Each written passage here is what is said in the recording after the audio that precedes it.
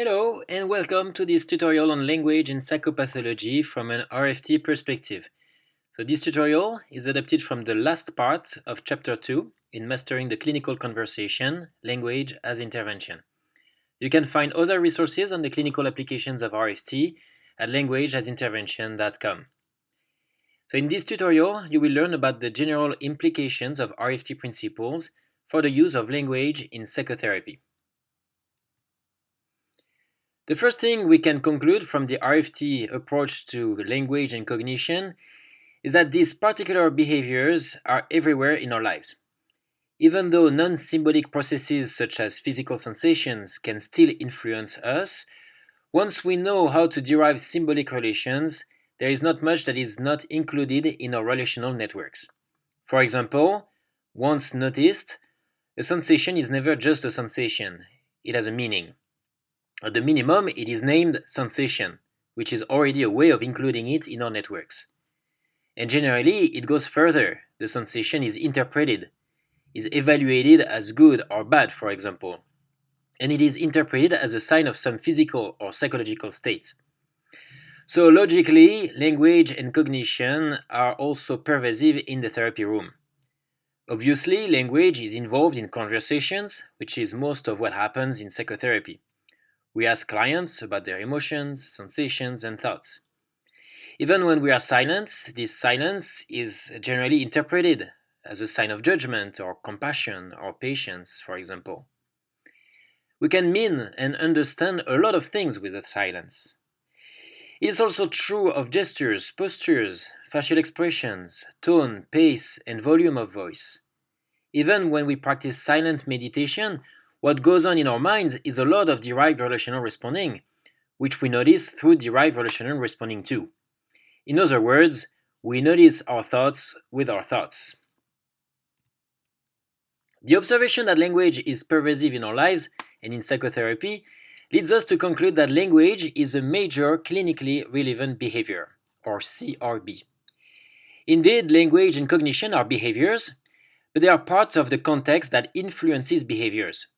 What it means is that in order to help clients make changes in their lives, we can't put language aside. Thus, we need to take into account the influence of language on the client's behavior and turn it to its advantage. For example, when a client struggles with finding meaning in her life, we need to help her strengthen her ability to connect with what is important to her. This connection is a form of language. When a client is not in touch with his emotions, we might want to teach him to observe and describe these emotions, for example, through perspective taking and naming. Perspective taking and naming are forms of language. When a client struggles to connect with others, we can train her sense of commonality with other human beings. And again, this sense of commonality is a form of language. So, to summarize, we need to include language and cognition in the behaviors that we shape in therapy because these particular behaviors will be a major source of influence in the client's life. A second main observation we can draw from RFT is that language and cognition are behaviors influenced by the context. In that sense, they are like any other behaviors. And so the implication we can see for psychotherapy is that to shape language and cognition, we need to alter the context of language and cognition as we would do for any other behavior. Concretely, it means that we can't change the way a client thinks by getting inside his head. First, it's not physically possible. And second, even if we were inside his head, we wouldn't find any language and cognition. We would find a brain that's surely necessary for speaking and understanding, but we would find no behavior.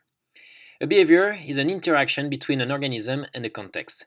To change the behavior, we need to change the organism or the context. And given that we are not going to change the client physically, all we can do is change the context. As we saw in previous tutorials, most of the alterations of context that happen in psychotherapy are done symbolically, through language. The clients and the therapist are sitting in their chairs, and they are talking and listening. The questions the therapist asks and the statements that he or she makes, as well as her gestures, postures, facial expressions, and so on, constitutes the context of the client's own language and cognition. If we summarize our first two implications, it means that language is a behavior that is itself a context influencing behaviors. And in psychotherapy, we use our language to shape the client's language. As a result, the client becomes more able to use his own language to influence his own behaviors. For example, when the therapist asks her client about the effectiveness of the way he responds to his thoughts, it shapes a functional way of thinking that should be helpful to make more effective choices. Thinking functionally becomes a context encouraging effective actions.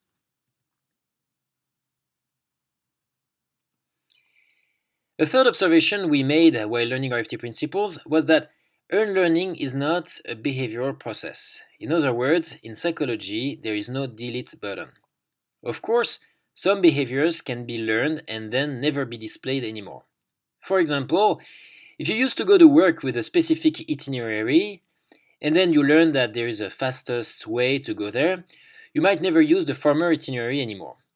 So it seems that taking the former itinerary is deleted from your repertoire, but in fact, it's only a matter of frequency.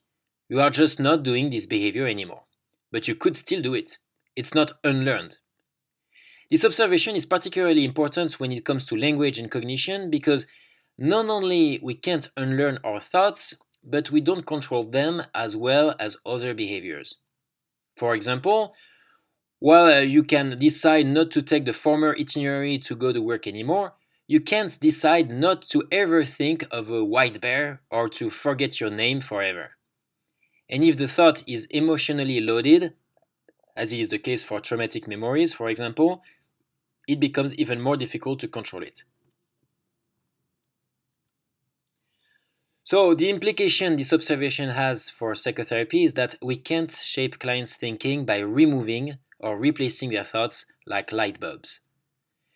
We have to work in a cumulative and integrative fashion. In other words, we need to shape language and cognition by addition, not subtraction. A good way of grasping this approach is to look at a central principle of the art of improvisation, which is to never say no and instead say yes and. So the idea is that in order to build a story, you need to add pieces, not remove what's already been told. It doesn't mean that the story unfolds in a linear way. You can take the story in many directions, but that is done in an integrative, cumulative way.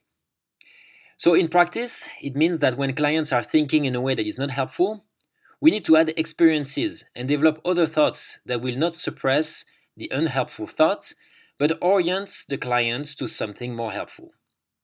For example, a classic exercise consists of encouraging a client to reformulate the thoughts like, I am too anxious to go out, by saying, I have the thoughts that I am too anxious to go out.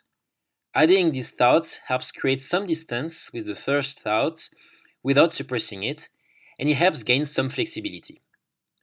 Another example is when we ask a client about the effectiveness of responding to the thought, I am too anxious to go out, by staying home. Concretely, a therapist might ask, and when you do that, are you moving toward or away from what you care about? So this question leads the client to add more thoughts, which don't suppress the original thoughts, but help consider the utility of the response. It's a yes and move. Another important conclusion we draw from RFT principles is that language is not just logical, it's psychological. Language will always make sense to some extent, or else it's not language anymore. But the way we make sense can be driven in different ways, which has to do with what shapes our language. In other words, our psychological life, our experiences, our history of learning guide the way we make sense. It's not just logical, it's psychological. So the way we make sense, the way we reach coherence, is shaped by our experiences. And as we saw in previous tutorials, there are different types of coherence. We saw that essential coherence, which consists of reaching coherence mostly based on an intrinsic correspondence between our ideas and our experience, can lead to rigidity. And we saw that social coherence, which consists of reaching coherence mostly based on correspondence between our ideas and what is expected by a social source of reinforcement, can lead to rigidity and excessive social influence. So if essential and social coherence can be problematic, and if we can't avoid coherence altogether because we would lose language, we need to find an alternative form of coherence. We need to help clients make sense in ways that are helpful, not just true and socially approved. We need to encourage functional coherence, which consists of reaching coherence mostly based on the impact that our ideas have on our experiences. So, in psychotherapy, concretely, it means that we need to shape our client's way of thinking toward effectiveness as much as possible. This is possible, for example, by asking questions about the utility of responding to the thought, I am too anxious to go out, by staying home. For example, we could ask, does that help you move toward what you care about? Or simply, what for? When a client is making decisions without a clear purpose in mind. Note that essential and social coherence are not always problematic. For example, a certain degree of essentiality is helpful when it comes to talk about values, as we will see in other tutorials on life meaning, because we actually want values to be stable.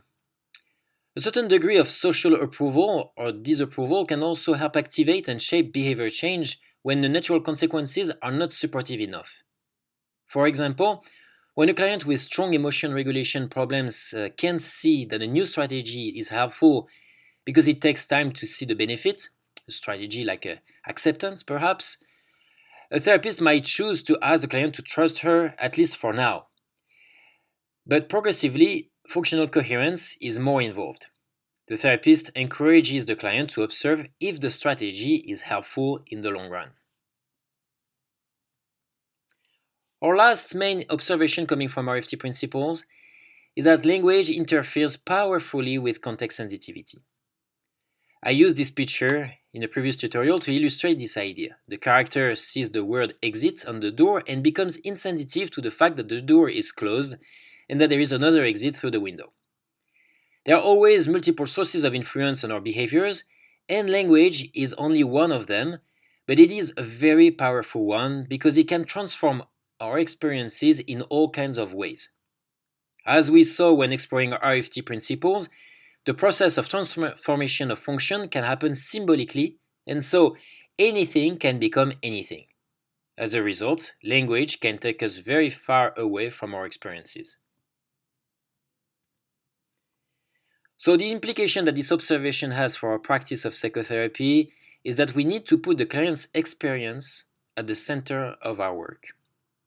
As we saw earlier, language is everywhere in psychotherapy, so the risk of increasing insensitivity is constant. The question is thus, how can we use language in a way that doesn't produce problematic insensitivity? The answer is by using an experiential approach. We need to help our clients pay attention to what they do and to the context influencing what they do, that is, to the antecedents and consequences of what they do. This way, their responses are not guided just by arbitrary rules, but by experiences. And they can draw out their own rules, of course, but these rules are more connected to their experiences. This is the principle of tracking, as we saw in previous tutorials, in which we follow rules because we are reinforced by the correspondence between the consequence stated by the rule and the experienced consequence. The advantage of using an experiential approach is that it builds autonomy and self-efficacy, because the client learns what is best to do from their own experience rather than by following other people's rules. Another advantage is to build flexibility, because instead of learning a specific behavior for a specific context through a rule, what the client learns is the more overarching skill of observing what works, which can be applied to any context. So note that some rules can actually be useful to shape experiential skills. For example, a rule like pay attention to what you do and the consequence of what you do so that you will make more effective choices can be considered an experiential rule. It doesn't teach a too specific behavior, but a broad behavior that applies to any context, and it encourages autonomy. A last advantage of the experiential approach is that it respects the individuality of each client. Because if we start from their experience, we take less risk of applying rules that are not appropriate to them.